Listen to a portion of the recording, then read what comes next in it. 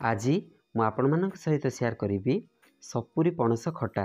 ଏବେ ତ ସପୁରୀ ପଣସ ସିଜन ଚାଲିଛି, ତ ଚାଲନ୍ତୁ ଭୋଜି ଷ୍ଟାଇଲ ସପୁରୀ ପଣସ ଖଟା ଆଜି ଘରେ ବନେଇବା, ତା ବି ପୁଣି କମ୍ ସମୟରେ ଆଉ କମ୍ ଜିନିଷରେ। ଚାଲନ୍ତୁ ରେସିପିକୁ ଆଗକୁ ବଢ଼େଇବା। କୁକ୍ ୱିଥ୍ ରାଜୀବ ଚ୍ୟାନେଲରେ ଆପଣ ସମସ୍ତଙ୍କୁ ଅନେକ ଅନେକ ସ୍ୱାଗତ। ଆଶା କରୁଛି ସ୍କିପ୍ ନ କରିକି ଭିଡ଼ିଓଟିକୁ ଶେଷ ପର୍ଯ୍ୟନ୍ତ ଦେଖିବେ। ଆଉ ଯଦି ରେସିପି ପସନ୍ଦ ଆସେ ନିହାତି ଲାଇକ୍ଟେ କରିବେ, ଆପଣଙ୍କ ଫ୍ରେଣ୍ଡ ସର୍କଲରେ ସେୟାର କରିବେ, ତା ସହିତ ଚ୍ୟାନେଲରେ ଯଦି ନୂଆ ଅଛନ୍ତି ସବସ୍କ୍ରାଇବ୍ କରିନେବେ, ଆଉ ପାଖରେ ଥିବା ବେଲ୍ ଆଇକନ୍କୁ କ୍ଲିକ୍ କରିନେବେ, ଯାହାଦ୍ୱାରା ଯେକୌଣସି ଭିଡ଼ିଓ ମୁଁ ପୋଷ୍ଟ କରିବି ସର୍ବପ୍ରଥମେ ନୋଟିଫିକେସନ୍ ଆପଣଙ୍କ ପାଖରେ ପହଞ୍ଚିଯିବ।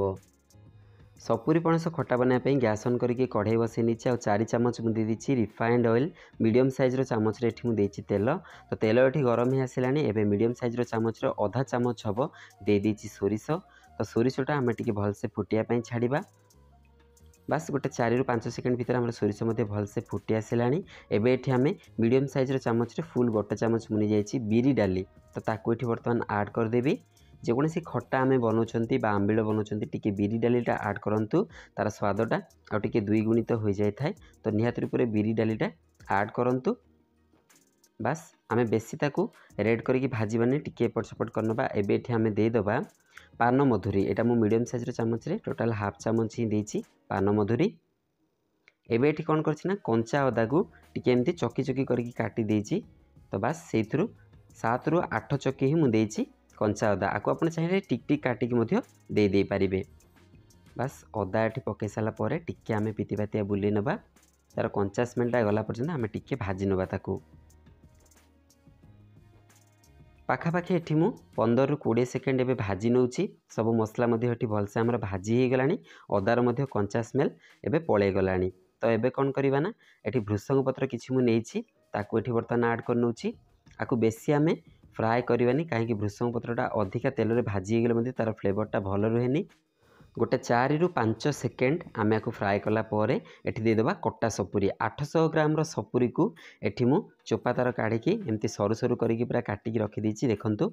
ତ ଏବେ ଆମେ କ'ଣ କରିବା, ସପୁରୀ ପଣସ ବର୍ତ୍ତମାନ ମସଲାରେ ଆଡ଼୍ କରିଦେବା।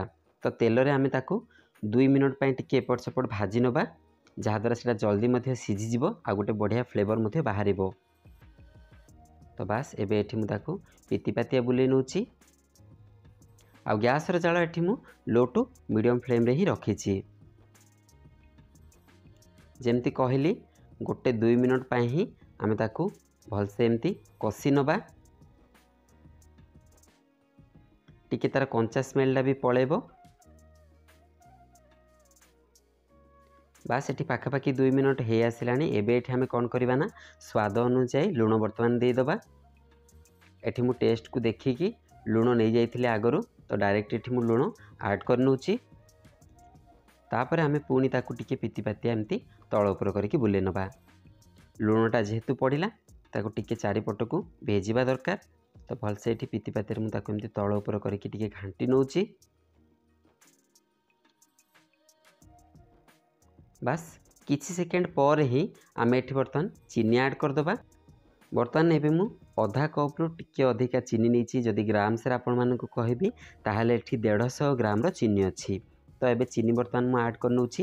ଆମର ସପୁରୀ ପଣସଟା ଟିକେ ଖଟାଳିଆ ଥାଏ, ତ ଚିନି ଆମେ ଟିକେ ଅଧିକା କ୍ୱାଣ୍ଟିଟିର ପକାଇବା ଦରକାର। ଏଠି ଆମର ଯେତିକି କ୍ୱାଣ୍ଟିଟିର ରହିଲା ସପୁରୀ ପଣସ, ତ ଆମେ ଏଠି 100 ଗ୍ରାମ ଚିନି ଦେଇଥିଲେ ମଧ୍ୟ ଆରାମସେ ହେଇଥାନ୍ତା, କିନ୍ତୁ ଆଉ ଏକ୍ସଟ୍ରା 50 ଗ୍ରାମ ମୁଁ ଏଠି ଚିନି ଆଡ଼୍ କରିଛି ତାର ଖଟାପଣଟାକୁ ଟିକେ ଦୂରେଇ ଦେବା ପାଇଁ। ଆପଣ ଭୋଜିରେ ବି ମଧ୍ୟ ଯାଇଥିବେ ବା ରେଷ୍ଟୁରାଣ୍ଟରେ ମଧ୍ୟ ଖାଇଥିବେ, ସପୁରୀ ପଣସ ଖଟାଟା ଆମର ପ୍ରାୟ ମିଠା ମିଠା ହିଁ ହେଇଥାଏ। ତ ସେଇ ହିସାବରେ ମୁଁ ଏଠି ବନାଉଛି। ତ ଆପଣ ଚାହିଁଲେ କମ୍ କିମ୍ବା ଅଧିକା କରିକି ଚିନି ଆପଣଙ୍କ ହିସାବରେ ଦେଇପାରିବେ। ଏବେ ଏଠି ଚିନି ଆଡ଼୍ କରିସାରିଛି। ମୁଁ ଏଠି ଏବେ କ'ଣ କରୁଛି ନା ଗୋଟେ ପିଞ୍ଚ ହେବ ମୁଁ ଦେଇଦେଉଛି ଏଠି ହିଙ୍ଗୁ। ହିଙ୍ଗୁଟା ଆମର ବଢ଼ିଆ ଫ୍ଲେଭର ଦିଏ ଖଟାରେ। ତ ନିହାତି ରୂପରେ ଆପଣ ଆଡ଼୍ କରନ୍ତୁ, ଯେକୌଣସି ଖଟା ଜାତୀୟ ଜିନିଷ ବନାଉଛନ୍ତି, ନା କି ଖାଲି ସପୁରୀ ପଣସ ଖଟା। ବାସ୍ ଏବେ ଏଠି ମୁଁ ହିଙ୍ଗୁ ଗୋଟେ ପିଞ୍ଚ ଦେଇସାରିଛି। ତାକୁ ଟିକେ ଭଲସେ ପିତିପାତିଆ ବୁଲେଇ ନେବି। ଦେଖନ୍ତୁ ଏଠି ସପୁରୀ ପଣସଟା ଆମର ଧୀରେ ଧୀରେ ନଇଁ ଆସୁଛି। ଆଉ ଏଠି ଦେଖନ୍ତୁ ତାର ଗ୍ରେଭି ମଧ୍ୟ ବାହାରି ଆସିଲାଣି। ଆଉ ଚିନି ମଧ୍ୟ ଏଠି ମେଲ୍ଟ ହେଇସାରିଲାଣି। ଚାଲନ୍ତୁ ଏବେ ଆମେ କ'ଣ କରିବା ନା ହଳଦୀ ଗୁଣ୍ଡ ଏଠି ଦେଇଦେବା। ତ ମିଡ଼ିୟମ୍ ସାଇଜ୍ର ଚାମଚରେ ମୁଁ ଅଧା ଚାମଚ ଖଣ୍ଡେ ହେବ ନେଇଯାଇଛି ହଳଦୀ ଗୁଣ୍ଡ। ଟିକେ ଆମର ଖଟାକୁ କଲରଫୁଲ୍ କରିବା ପାଇଁ ଏଠି ହଳଦୀ ଗୁଣ୍ଡଟା ମୁଁ ପରେ ଆड करेछि बास ताकू एबे टिके एमती पितिपातिया बुले नबा एठी जदि आपनको कहबी ताहले पाखापाखि 60% आमर सपुरी पणसटा सिझी गलानी आ टिके एडा कुक हबो ता सहित एठी हमको आगु को रिक्वायर्ड हेला हमें अल्प टिके पानी मध्य दबा जेहेतु टोटाल एठी पानी दिया जाय नाही दरकार पड़े आम निहाती एठी पानी अल्प आड करवा एबे तो आकु मु फुटिया पय वर्तमान छाड़ी देबी 2 रु 3 मिनट तापर आम रिक्वायर्ड हेले पानी दबा बास 2 रु 3 मिनट पर एठी अल्प टिके पानी मते रिक्वायर्ड होची माने गोटे स्पून रे भी जदी काउंट करबा मु कहि देई परिबी मीडियम साइज रो स्पून रे 3 रु 4 टीस्पून ही पानी एठी मु ऐड करिछि टिके एक्स्ट्रा पानी हमकु दरकार होची तो मु एठी ऐड करिछि जा द्वारा ग्रेवी रो कंसिस्टेंसी ता मध्ये एठी बहुत बढ़िया रहइबो सेति पय टिके एठी पानी मु ऐड करनेछि बास एबे आकु मु हाई फ्लेम करनेछि आउ 2 मिनट पय हम आकु फुटिया पय दबा बास एठी हमर सपुरी पणस खटा बनिकी पूरा रेडी हो जाइए आपण गरमा गरम सपुरी पणस खटा टेस्ट करंतु एमिति मो मेथड रे बनेकी आउ केमिति लागिला निश्चित रूप में मो सहित शेयर करंतु कमेंट माध्यम रे